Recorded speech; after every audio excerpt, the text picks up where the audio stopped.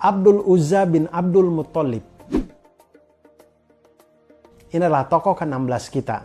Mungkin namanya dia tidak terlalu terkenal ya, Abdul Uzza bin Abdul Muttalib ini. Karena dia lebih terkenal dengan nama Abu Lahab, bapak dari api yang berkobar. Dia ini kalau lewat damkar Ciracas langsung disiram. Zzz. Abu Lahab ini adalah paman kandung dari Nabi Muhammad SAW. Dia sama seperti Hamzah bin Abdul Muttalib radhiyallahu an, sama-sama paman kandung, tapi bedanya Abu Lahab ini adalah orang yang paling keras permusuhannya kepada Nabi Muhammad SAW. Jadi Nabi Muhammad SAW ini mempunyai 3 macam paman lah menurut saya ya. 3 macam paman. Yang pertama itu adalah yang beriman kepada beliau dan selalu membela beliau dari awal, yaitu Hamzah bin Abdul Muttalib radhiyallahu an. Kemudian yang berikutnya yang tidak beriman kepada beliau dan selalu memerangi beliau, itu adalah Abu Lahab. Kemudian yang ketiga yang tidak beriman kepada beliau tapi selalu melindungi beliau, yaitu Abu Thalib. Sebelum orang-orang Quraisy memusuhi dakwah dari Rasulullah SAW, Abu Lahab ini sudah yang duluan memusuhi. Jadi orang lain masih newbie, dia ini sudah bintang 5 sendiri. Dia ini yang dari awal sekali. Waktu Rasulullah SAW diperintahkan pertama kali untuk dakwah secara terang-terangan, hal pertama yang dilakukan oleh Rasulullah SAW adalah mengumpulkan Bani Hashim. Ini adalah baninya Rasulullah SAW. Jadi mengumpulkan Bani Hashim karena isinya ini kan kerabat-kerabat dekat semuanya. Kerabat-kerabat dekat dari Rasulullah SAW. Kemudian Rasulullah SAW berdakwahlah kepada Bani Hashim ini. Tapi dari pertama kali pertemuan ini, itu Abu Lahab itu sudah memusuhi Rasulullah SAW. Dia sudah tidak mau mendengarkan dan segala macam. Sampai dibuat 2 kali pertemuan pun Abu Lahab ini tetap tidak mau. Tetap tidak mau. Sampai akhirnya kemudian kejadian kisah Rasulullah SAW di atas Bukit Safa.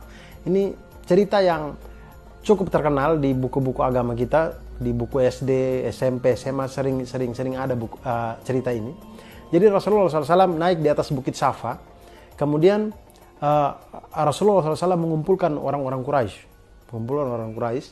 Kemudian Rasulullah SAW mengatakan kepada orang-orang Quraisy, "Wahai orang-orang Quraisy, apa pendapat kalian jika saya mengatakan di belakang saya, di balik Bukit Safa ini, ada sekumpulan pasukan kuda yang siap mengepung kalian, dan siap memerangi kalian," gitu.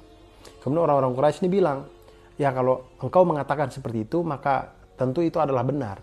Karena kami tidak punya pengalaman bersama engkau kecuali itu adalah kejujuran." Itu saking mereka percaya dengan apa saja yang dikatakan oleh Nabi Muhammad SAW. Maka kemudian Nabi Muhammad SAW mengatakan kepada mereka bahwa, "Wahai orang-orang Quraisy, sesungguhnya saya datang memberi peringatan kepada kalian sebelum datangnya azab yang pedih." Nah, ketika Rasulullah SAW mengatakan ini, Abu Lahab itu emosi duluan. Dia yang paling emosi. "Wah, celakalah engkau selama-lamanya," katanya dia gitu. "Jadi kamu itu mengumpulkan kami semua ini hanya untuk mengatakan itu." Kemudian dia mengambil batu dan melempar Rasulullah SAW. Abu Lahab ini mempunyai 2 anak laki-laki. Namanya Utbah bin Abu Lahab dan Utaibah bin Abu Lahab. Nah, keduanya ini dia nikahkan dengan 2 putri dari Nabi Muhammad SAW. Jadi dinikahkan dengan Ruqayyah binti Muhammad dan Ummu Kulsum binti Muhammad. Nah, tapi ini sebelum Rasulullah SAW diutus menjadi Nabi dan Rasul. Ketika Rasulullah SAW diutus menjadi Nabi dan Rasul, maka Abu Lahab ini mengancam anaknya dan menyuruh anaknya untuk menceraikan menceraikan istri-istrinya, yaitu anak dari Nabi Muhammad SAW. Nah, anak-anaknya juga tidak bisa punya pilihan lain, akhirnya mereka menceraikan istri-istri mereka, yaitu anak-anak dari Nabi Muhammad SAW ini.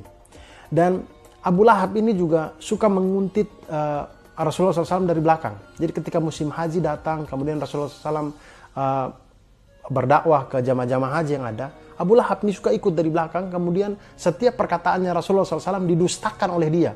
Jadi dia tuh selalu mengatakan, "Muhammad ini pendusta, ini pokoknya dia tuh selalu mengajak orang untuk tidak percaya dengan Nabi Muhammad SAW.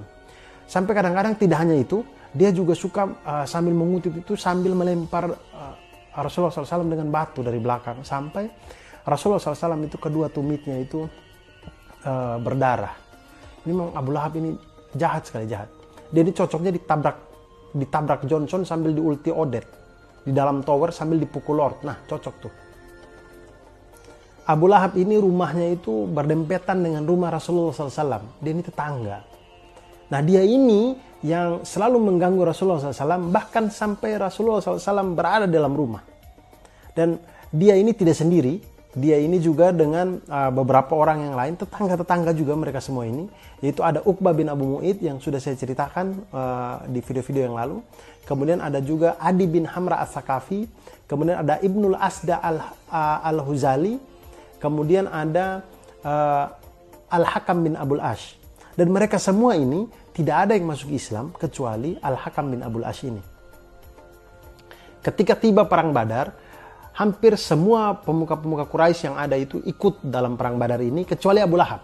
Jadi Abu Lahab ini tidak ikut dalam perang Badar, tapi dia mewakilkan dirinya dengan seseorang yang masih punya hutang kepadanya.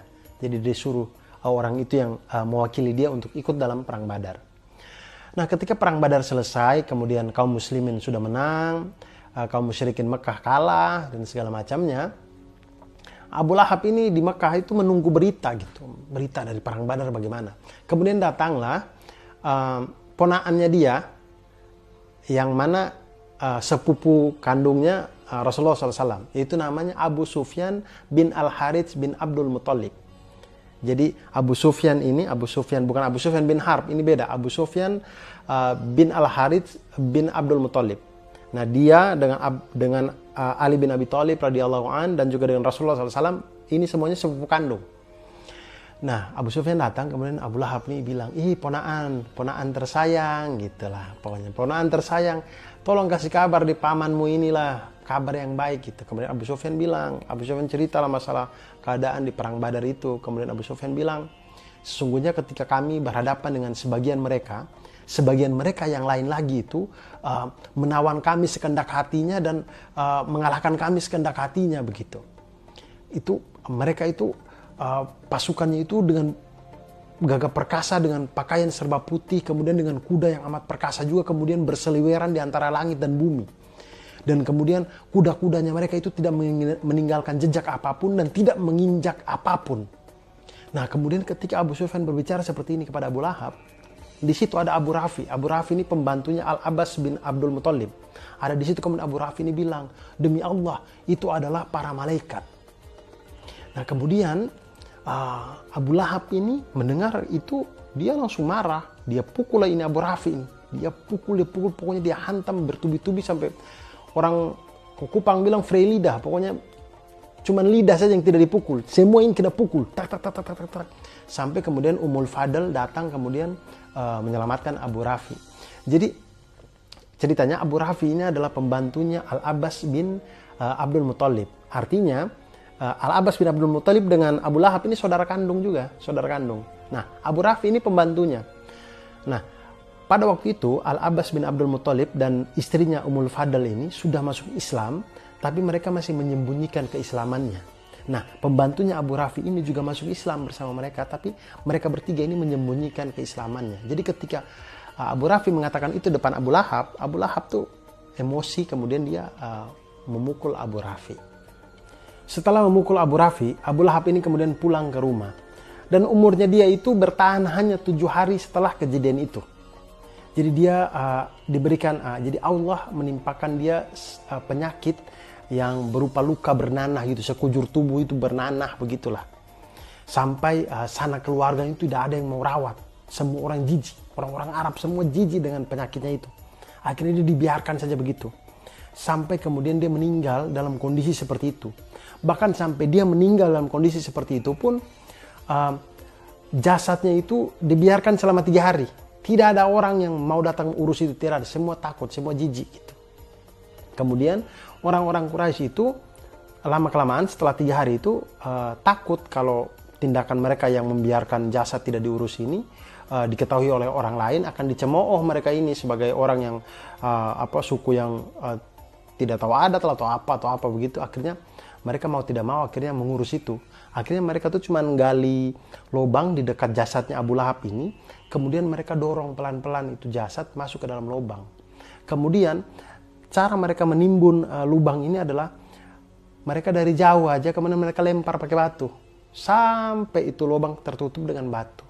Dan begitulah akhir dari hidupnya Abu Lahab. Dan itulah cerita tentang Abu Lahab, teman-teman semuanya. Semoga bisa diambil hikmahnya. Wassalamualaikum warahmatullahi wabarakatuh.